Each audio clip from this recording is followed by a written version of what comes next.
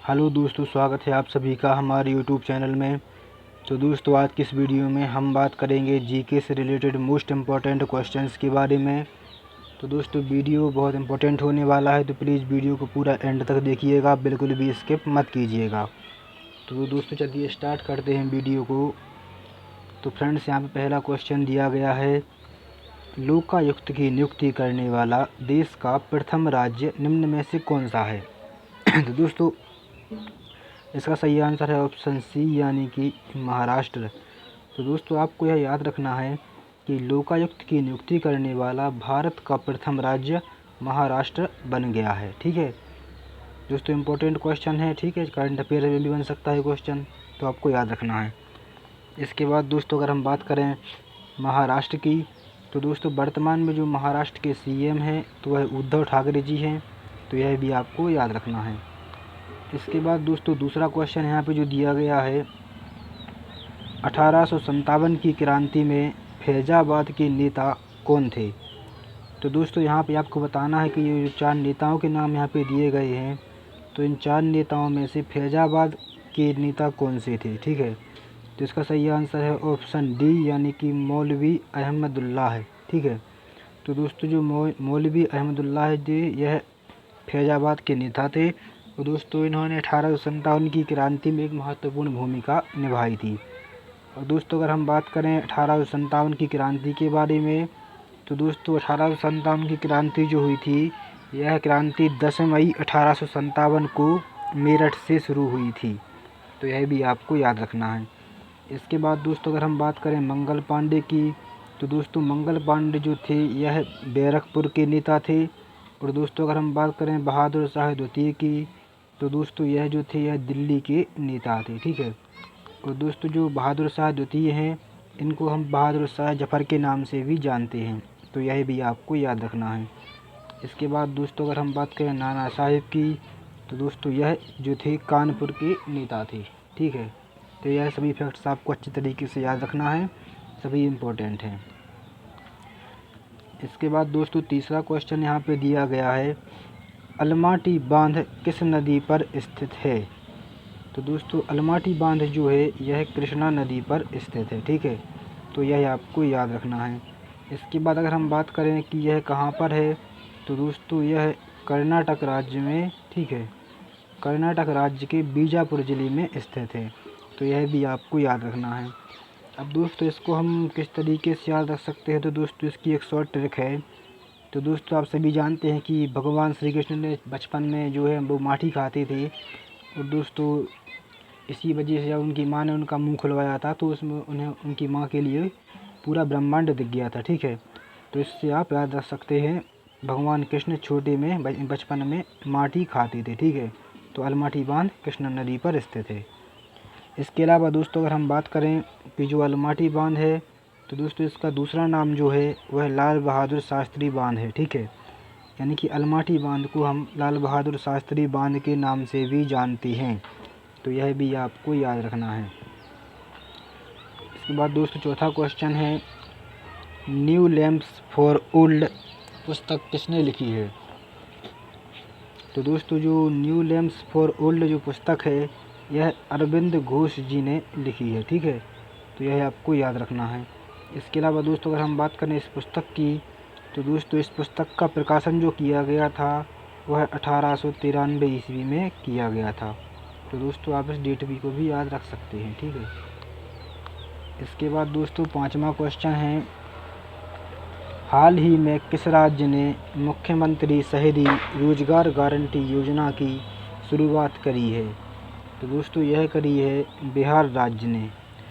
तो दोस्तों, जो यह मुख्यमंत्री शहरी रोजगार गारंटी योजना है, तो दोस्तों इसके तहत, इस योजना के तहत शहरी क्षेत्रों में रहने वाले लोगों को 120 दिन का सुनिश्चित रोजगार प्रदान किया जाएगा, तो दोस्तों यह भी आपको याद रखना है।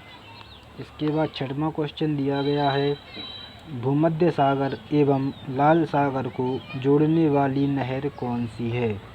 तो इसका सही आंसर है ऑप्शन बी, यानी कि सुएज नहर। तो दोस्तों सुएज नहर जो है, यह भूमध्य सागर एवं लाल सागर को आपस में जोड़ती है।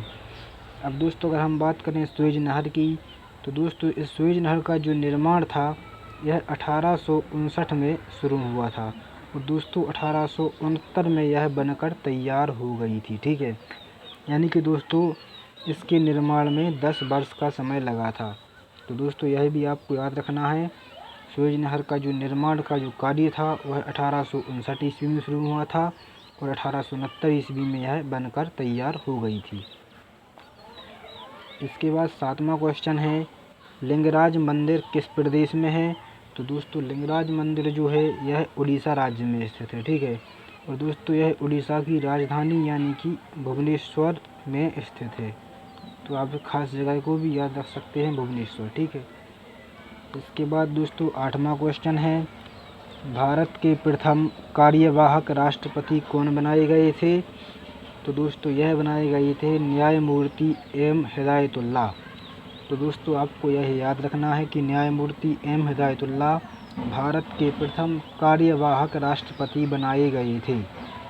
अब दोस्तों अगर हम बात करें न्यायमूर्ति एम हिदायतुल्लाह की, तो दोस्तों यह भारत के कार्यवाहक राष्ट्रपति के अलावा यह भारत के 6वें उपराष्ट्रपति भी रह चुके हैं। ठीक है, तो यह भी आपको याद रखना है। इसके अलावा दोस्तों जो न्यायमूर्ति मतलब एम हिदायतुल्लाह हैं, यह मध्य प्रदेश उच्च न्यायालय के प्रथम मुख्य न्यायाधीश भी हैं। ठीक है दोस्तों, यह भी मोस्ट इम्पोर्टेंट क्वेश्चन है, खासकर जो एमपी के एग्ज़ाम्स होते हैं तो दोस्तों इनमें कई बार यह क्वेश्चन पूछा जाता है। तो आपको याद रखना है कि जो न्यायमूर्ति एम हिदायतुल्लाह हैं यह मध्य प्रदेश उच्च न्यायालय के प्रथम मुख्य न्यायाधीश हैं।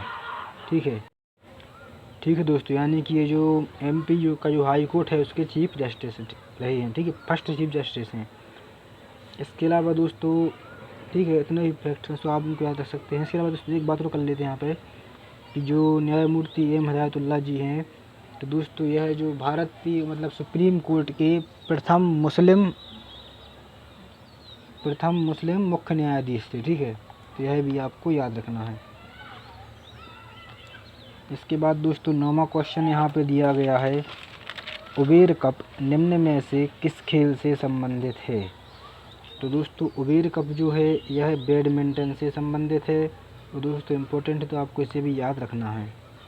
इसके बाद 10वां क्वेश्चन है दोस्तों, भारत में राष्ट्रीय आय का सबसे पहले आकलन किसने किया था? तो दोस्तों बहुत इजी क्वेश्चन है, आप सभी जानते ही होंगे, दादा भाई नौरोजी। तो दोस्तों दादा भाई नौरोजी ने सर्वप्रथम भारत में राष्ट्रीय आय का आकलन किया था। तो यह आपको याद रखना है। इसके बाद दोस्तों 11वां क्वेश्चन है, किसका काल मुग़ल वास्तुकला का स्वर्ण काल कहा जाता है? तो दोस्तों जो शाहजहाँ का काल था यह मुग़ल वास्तुकला का स्वर्ण काल कहा जाता है। और दोस्तों इस काल में बहुत सी प्रसिद्ध इमारतें बनाई गई थी, जैसे कि ताजमहल हो गया या आपका दिल्ली का लाल किला हुआ। तो दोस्तों इसी कारण जो शाहजहाँ का काल था इसे मुग़ल वास्तुकला का स्वर्ण काल कहा जाता है। इसके अलावा दोस्तों अगर क्वेश्चन आए कि मुग़ल चित्रकला का काल स्वर्ण काल किसे कहा जाता है, तो दोस्तों जहांगीर के काल को मुग़ल चित्रकला का स्वर्ण काल कहा जाता है। यानी कि जहांगीर के काल में बहुत सारी चित्रकारी या पेंटिंग्स बनाई गई थी। ठीक है, इसके बाद दोस्तों 12वां क्वेश्चन है, ध्वनि ऊर्जा को विद्युत ऊर्जा में कौन सा यंत्र बदलता है?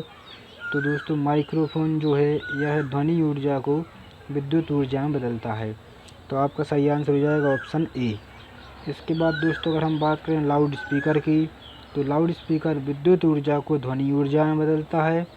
और दोस्तों अगर हम बात करें विद्युत मोटर की, तो दोस्तों विद्युत मोटर जो है यह विद्युत ऊर्जा को यांत्रिक ऊर्जा में बदलती है। ठीक है, तो ये तीनों ही चीज़ें आपको याद रखनी हैं। इसके बाद दोस्तों क्वेश्चन नंबर 13 है, गंगा नदी की सहायक नदियों में उत्तर की ओर बहने वाली नदी कौन सी है? तो दोस्तों यहाँ पे 4 गंगा की सहायक नदियाँ दी गई हैं।